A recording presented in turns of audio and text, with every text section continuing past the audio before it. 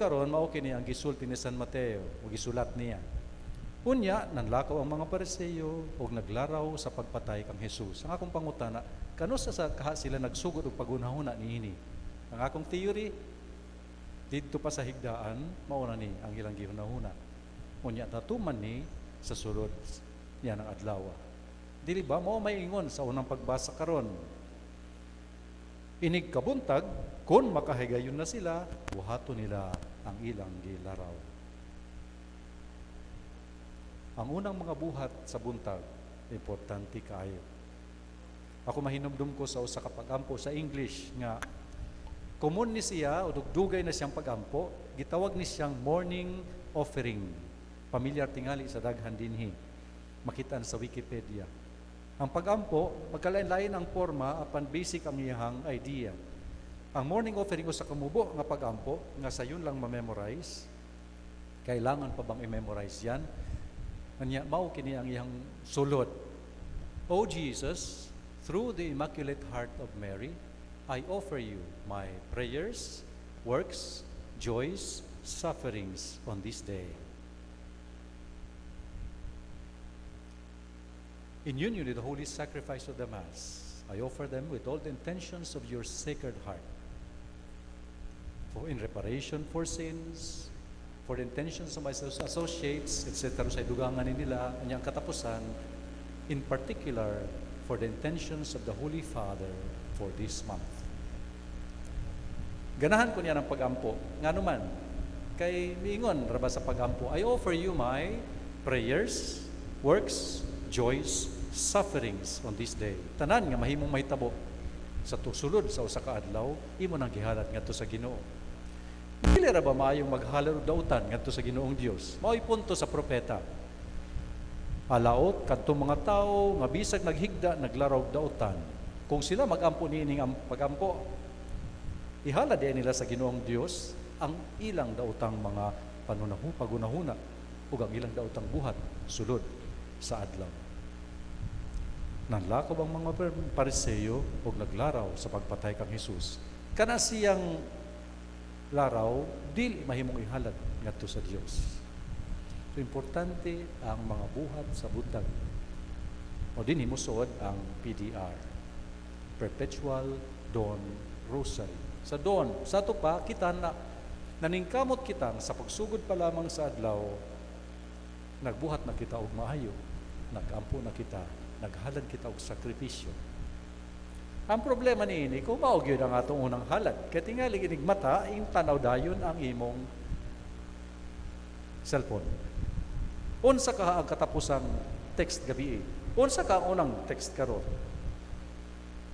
Naklaro ba itong atong picture kami ni Father Aaron gahapon?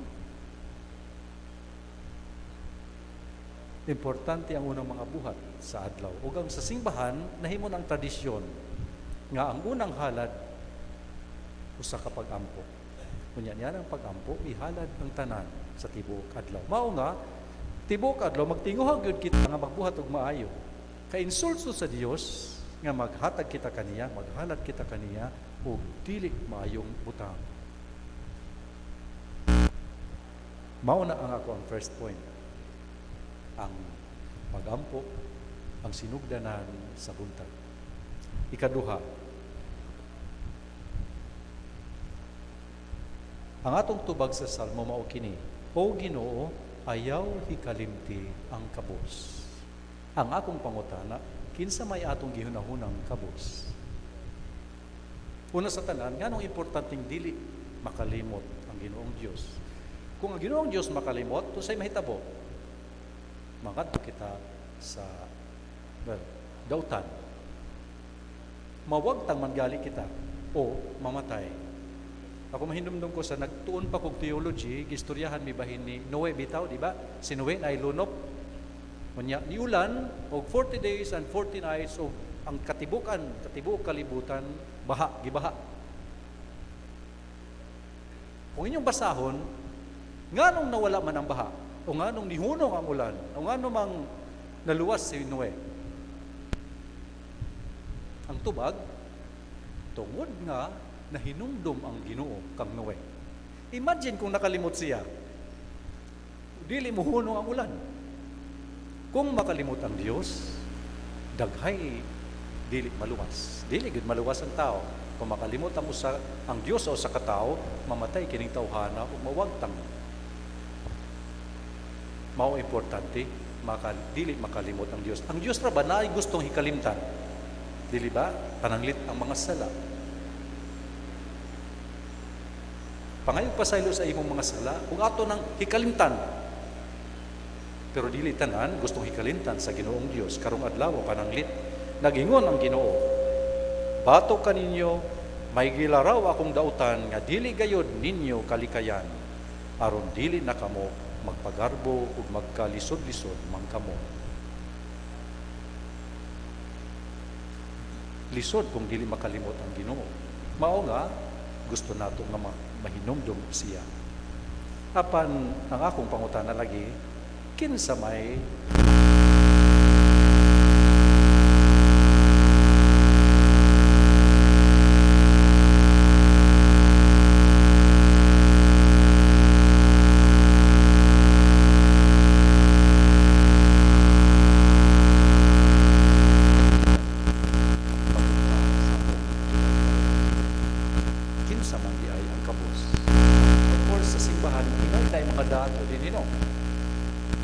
hikalimtan na kamo sa Ginoo. Kami ra mga pobre.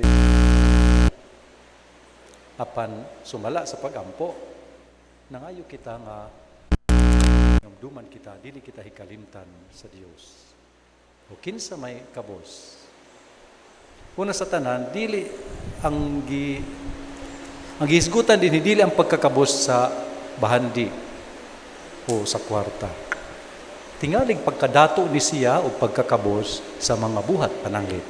Kining tawhana nga bisag naghigna naglaraw dautan, dato ni siya. Dato sa unsa? Sa daotang mga paghunahuna. In fact, dinhi sa ato ang Salmo responsorium, mao kini atong nadunggan. Ang iyang baba puno sa tunglo, kadautan ug limbong. Ubos sa iyang dila, anaa ang binuang kadautan, nagahupo siya aron pagbudhi dool sa kalanggayanan, sa tago gibuno niya ang walay sala, ang iyang mga mata nagabantay sa mga walay palad. Mao kini ang dato. Kini ang angayan hikalimtan sa Dios. Dato sa dili maayong buhat. Dato sa iyang kaugalingon, dili ba? Dato kanang atong tawgon bitaw dakog buot, rich in himself, sa iyong pagtanaw, sa iyong kaugalingon, sa iyong pagunahuna. Ang Ginoo ra ba giawag kita nga mapobre, sa waray-waray nga mapurdoy, that we become poor, very poor.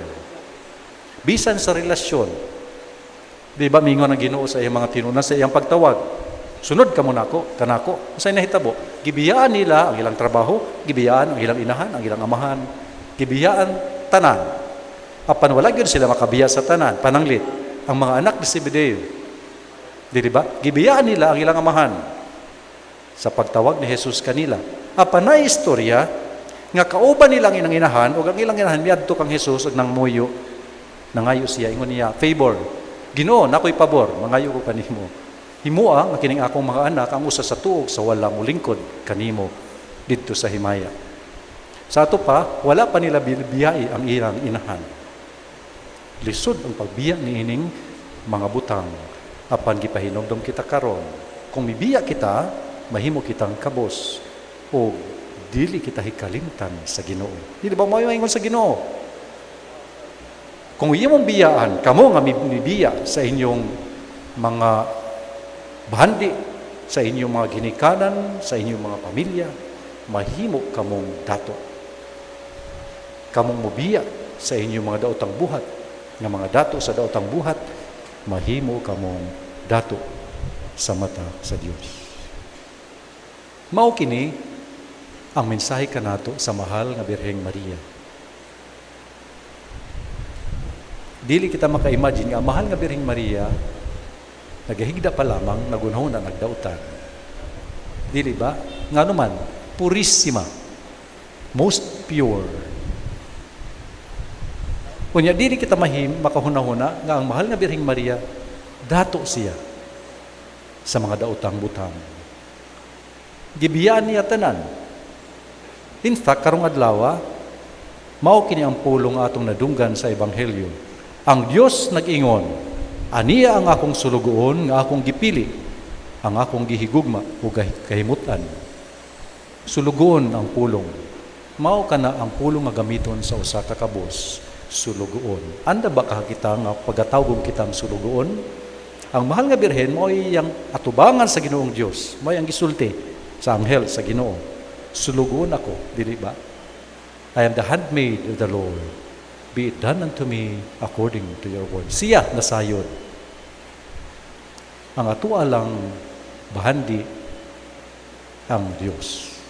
Ang Catechism of the Catholic Church moingon siya, Jesus Christ in the Eucharist is our wealth, our treasure.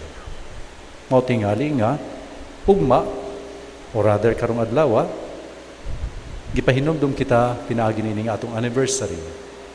We are rejoicing nganong malipay man ta tungod nga gitudloan kita nga magampo sa buntag pa lamang maghalad sa katibukan sa adlaw isip mga sulugoon nga walay laing bahandi kung dili kadtunggikan sa Dios. Ave Maria Purissima.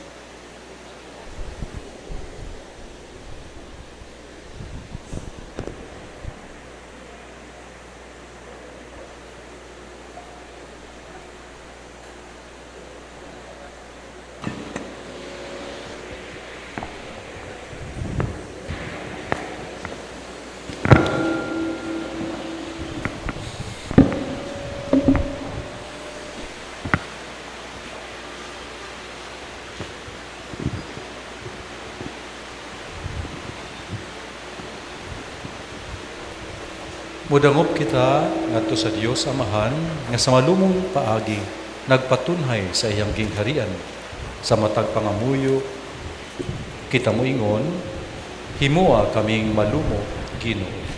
Himoa kaming malumo Ginoo. Nga ang mga pangulo sa simbahan mahisama unta sa Mesiyas nga dili makiglalis ni mosinggit ni mohimog masaba nga pakigpulong kundili sa malumong paagi mopatunhay sa hustisya ug kamatuoran. Mag-ampo kita sa Ginoo. Himoa kaming malumo Ginoo. Nga ang mga nagkupot sa panggamhanan magmatinud-anon unta nga moalagad sa katawhan. Mag-ampo kita sa Ginoo. Himoa kaming malumo Ginoo. Nga malikayan unta nato ang mga hait nga pakigpulong sa atong adlaw-adlaw nga pagpadayag sa kaugalingon. Mag-ampo kita sa Ginoo. Himoa kaming malumo Ginoo. Alang sa atong mga kaigsuonan nga naghalad sa ilang kaugalingon ngadto kang Jesus, pinaagi kang Maria nga sa pagsalig sa iyang mga pag-ampo o panig-ingnan mas lig-o nilang isalikway ang mga buhat ni Satanas o determinado nga mosunod kang Jesus. Mag-ampo kita sa Ginoo. Himoa kaming malumo Ginoo. Alang sa mga donors o benefactors sa atong parokya nga panalanginan sa Ginoo ang ilang pagkamanggihatagon uban sa Dios nong tabang sa ilang mga buluhaton o gipabilin sila sa iyang balaang panalipod. Mag-ampo kita sa Ginoo. Himoa kaming malumo Ginoo. Nga ang mga nangamatay makaambit na sa kalipay dito sa langit. Mag-ampo kita sa Ginoo. Himoa kaming malumo Ginoo. Sa hilom atong ihalad ngadto sa Ginoong Dios kaugalingon natong mga pangamuyo.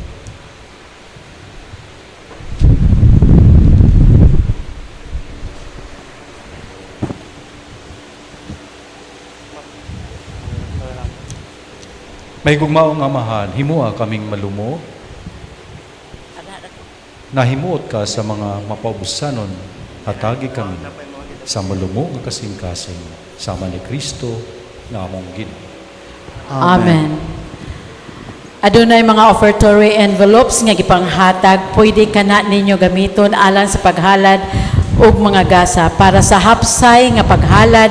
Maguna ang aniya sa tubangan ug mosunod ang atoa sa likod. Katong mohalad og in kind, mosunod paghalad sa naghalad og sobre. Palihog pagtuman sa giya sa ato mga ladies in pink, ang mga liturgical assistants.